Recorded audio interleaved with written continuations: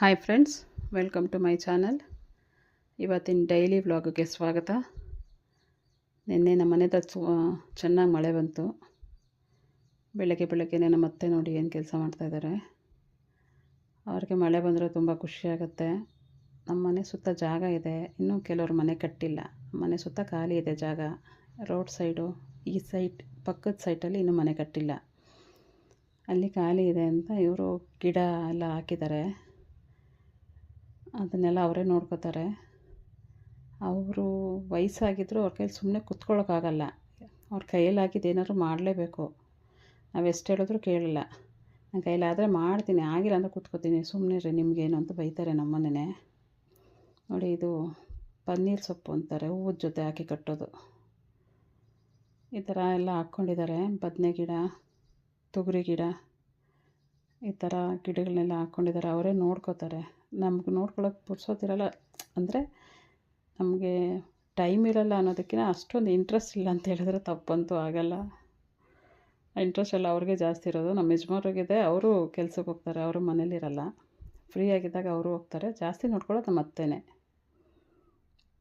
ನೋಡಿ, ಈ ಥರ ಗಿಡ ಎಲ್ಲ ಹಾಕಿದ್ದಾರೆ. ಬದನೆ ಗಿಡ ಎಲ್ಲ ಹಾಕಿದ್ದಾರೆ. ಅವರೇ ಬೀಜನೂ ಮಾಡ್ಕೋತಾರೆ. ಅದರಲ್ಲಿ ಬದನೆಕಾಯಿ ಹಣ್ಣಾದಮೇಲೆ ಒಣಗಿಸಿ ಅದನ್ನು ಬೀಜ ಮಾಡಿ ತಿರ್ಗಾ ಅದನ್ನು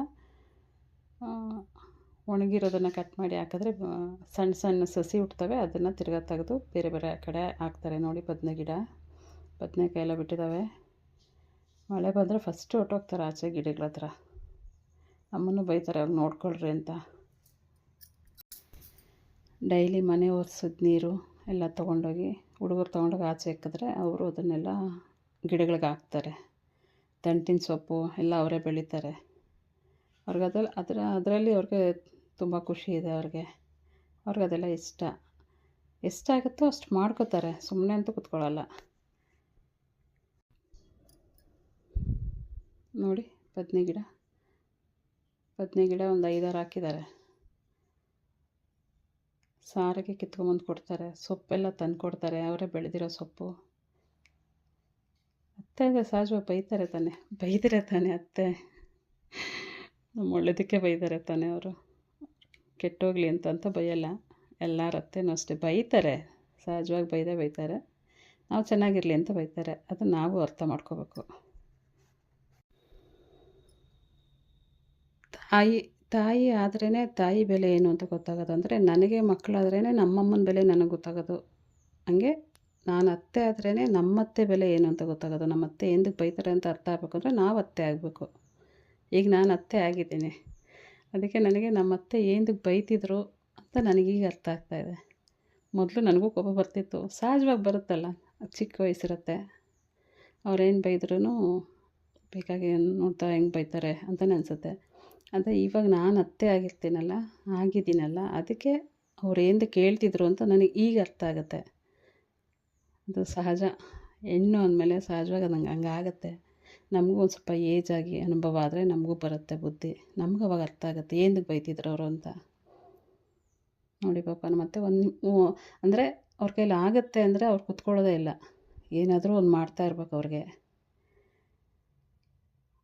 ಸುಮ್ಮನೆ ಕೂತ್ಕೊಳ್ಳೋಕ್ಕಾಗಲ್ಲ ಅವ್ರ ಕೈಯಲ್ಲಿ.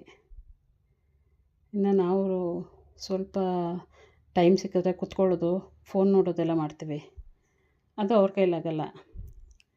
ಏನಿಲ್ಲ ಅಂದರೆ ಆರಾಮಾಗಿ ಕೂತ್ಕೊಂಡು ಅವಾಗ ಮಾತಾಡ್ಕೊಂಡು ಏನಾನ ಇರ್ತಾರೆ. ಬಿಟ್ಟರೆ ಅವ್ರಿಗೆ ಸ್ವಲ್ಪ ಏನಾದರೂ ಅವ್ರ ಕೈಲಿ ಆಗೋ ಕೆಲಸ ಇದೆ ಅಂದರೆ ಅವ್ರು ಕೂತ್ಕೊಳ್ಳಲ್ಲ. ಬೆಳಗ್ಗೆ ಸಂಜೆ ವಾಕಿಂಗ್ ಮಾಡ್ತಾರೆ, ಏನಾದರೂ ಸೊಪ್ಪು ಏನಾದರೂ ತೊಗೊಂಬರ್ತಾರೆ. ಹಂಗೆ ನಮ್ಮ ಅತ್ತೆ. ಎಲ್ಲರ ಅತ್ತೆಯರು ಹಂಗೆ ಅನಿಸುತ್ತೆ. ಅವ್ರು ಹಳೆ ಕಾಲದವ್ರಲ್ವ, ಅವ್ರ ಕೈಲಿ ಹಂಗೆ ಕೂತ್ಕೊಂಡಿರೋಕ್ಕಾಗಲ್ಲ. ಸುಮ್ಮನೆ ನಾವೇ ಸ್ವಲ್ಪ ಮೈಗಳ್ರು ನಾವೇ. ಏನಂತೀರಾ? ನಮ್ಮ ಅತ್ತೆ ಮಾತಲ್ಲೇ ಕೇಳಿ ಅವ್ರೇನು ಹೇಳ್ತಾರಂತ ಬನ್ನಿ ಕೇಳೋಣ. ಆ ದಂಟದ ಸೊಪ್ಪನ್ನ ಬೀಜ ಮಾಡಿ ಅಲ್ಲಿ ಕಿದೀವಿ, ಅದನ್ನು ತಗೊಂಡೋಗಿ ಅಲ್ಲಿ ಚೆಲ್ಲಿದ್ರೆ ಅದಕ್ಕೆ ನೀರು ಹಾಕಿದ್ರೆ ತಾನೇ ಸೊಪ್ಪು ಬರೋದು. ನೀವು ಹಾಕಲ್ಲ. ಅಯ್ಯೋ ಹೋಗ ಆ ಕಡೆ ಏನು ಕದು ಅಂತೀರಾ, ಆ ಕಡೆ ಏನು ಕದೆ ಅಂತೀರಾ, ಕಿತ್ಕೊಟ್ರೆ ಸಾರು ಮಾಡ್ತೀರಾ. ಸೊಪ್ಪು ಆಯ್ತಾ ಅಂತ ಕೇಳಿದ್ರೆ ನೀರು ಹಾಕಿದ್ರೆ ಸೊಪ್ಪೆಲ್ಲಿ ಬರ್ತದೆ?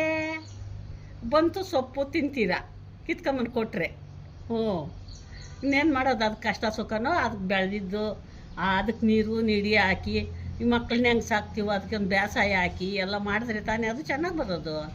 ಏನು ಹಾಕಲ್ಲ, ಬಾ ಬಾ ಅಂದ್ರೆ ಎಲ್ಲಿ ಬರ್ತದೆ? ತಂದ್ಕೊಡ್ತೀನಿ ಅಂತಾನೆ ಇತ್ತು ಬಿಡ್ತಿದ್ದು. ಬದನೆಕಾಯಿ ಹಣ್ಣಾಗಿತ್ತು, ಅದನ್ನು ಕೊಯ್ದು ಒಣಗಿಸಿ ಬೀಜ ಮಾಡಿ ನಾರು ಬಿಡಬೇಕು. ಆ ನಾರು ಬಿಟ್ಟಿದ್ದ ನಾರನ್ನ ಉಣ್ಬೇಕು. ಉಣ್ದಾಗ ಏನೋ ವೇಸ್ಟೋ ಪಾಟ್ಸೋ ನೀರು ಹಾಕಿ ಅಷ್ಟು ಬೇಸಾಯ ಹಾಕಿದ್ರೆ ಅದು ಗಿಡ ಬೆಳೀತದೆ. ಏನು ಹಾಕಿದ್ದೀರ ಏನು ಮಾಡಿದಿರ ಅದು ಬೆಳೆಯೋಕ್ಕಾಗಲ್ಲ.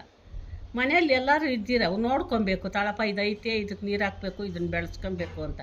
ನೀವು ಮನೆ ಅಂತ ಮನೇಲೇ ಸೇರ್ಕೊಂಡಿರ್ತೀರ, ಇನ್ನು ಅದೆಲ್ಲಿ ಬೆಳೆಯೋದು? ಆಗಲ್ಲ. ಏನೋ ನೀವಂತೂ ಮಾಡಲ್ಲ, ಏನೋ ಅಲ್ಲಿ ಸಪೋರ್ಟ್ ಮಾಡಿ ಅಲ್ಲಿ ನೀರೋ ನಿಡಿನೋ ಮರ್ಚಿ ತಂದಲ್ಲಿ ಕ್ರಮ ಅದಕ್ಕನ ಹಾಕೋಣ ಅಂತ ಹೇಳ್ತೀನಿ. ಆ ಗಿಡಗಳು ಇಲ್ದಿದ್ರೆ ಒಣಗೋತವೆ. ಯಾಕೆ ಹಾಕಬೇಕಾಗಿತ್ತು? ಏನೋ ಒಂದು ಹೊತ್ತಿಗೆ ಸಾರಕ್ಕೆ ಸಿಗ್ತದೆ ಅಂತ ತಾನು ಎಲ್ಲರೂ ಹಾಕೋರೆ, ನಾವು ಹಾಕಿದ್ರೆ ಸಿಗ್ತದೆ ಅಂತ.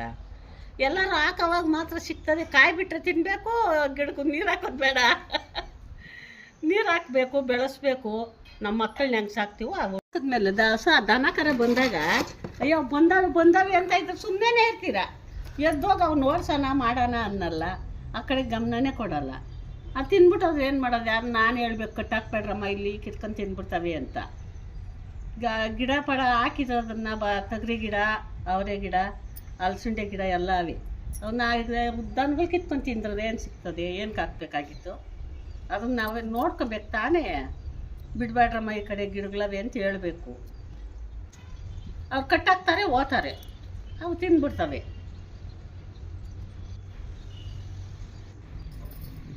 ಕೇಳಿಸ್ಕೊಂಡ್ರಲ್ಲ ನಮ್ಮತ್ತೆ ಹೆಂಗೆ ಮಾತಾಡ್ತಾರೆ ಅಂತ. ನಿಮಗೆಲ್ಲ ಈ ವಿಡಿಯೋ ಇಷ್ಟ ಆಗಿದ್ರೆ ಲೈಕ್ ಮಾಡಿ, ಸಬ್ಸ್ಕ್ರೈಬ್ ಮಾಡ್ಕೊಳ್ಳಿ, ಶೇರ್ ಮಾಡಿ, ಕಮೆಂಟ್ ಮಾಡಿ ಫ್ರೆಂಡ್ಸ್. Thank you.